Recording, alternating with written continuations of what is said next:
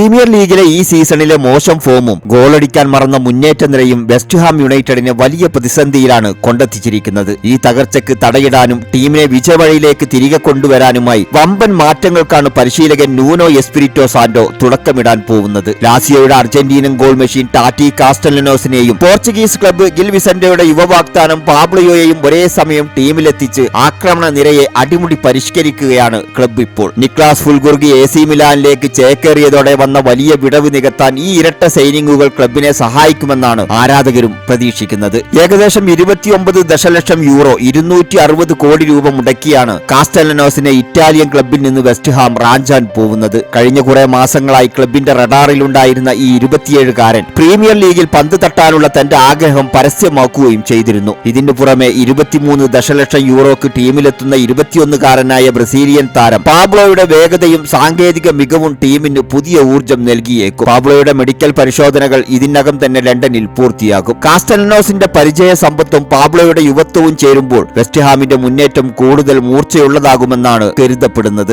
എന്നാൽ വെസ്റ്റ് ഹാമിന്റെ പടയൊരുക്കം ഇവിടെയും അവസാനിച്ചിട്ടില്ല. ഈ രണ്ട് താരങ്ങൾക്ക് പുറമെ ഫുൾഹാമിന്റെ കരുത്തനായ വിങ്ങർ ആഡമ ട്രയോറയെ കൂടി ടീമിലെത്തിക്കാനുള്ള ചർച്ചകൾ ക്ലബ് ഇപ്പോൾ സജീവമാക്കിയിട്ടുണ്ട്. ട്രയോറയുടെ വേഗതയും ക്രോസുകളും കൂടി ചേരുന്നതോടെ നൂനയുടെ കീഴിൽ ഒരു പുതിയ അറ്റാക്കിംഗ് വെസ്റ്റ് ഹാം ജന്മമെടുക്കുമെന്നാണ് കായിക ലോകം വിലയിരുത്തുന്നത്. ഈ പുതിയ മാറ്റങ്ങൾ ക്ലബിനെ ലീഗ് ടേബിളിൽ മുൻനിരയിലേക്ക് എത്തിക്കുമോ എന്ന് വരും മത്സരങ്ങളിൽ കണ്ടറിയണം.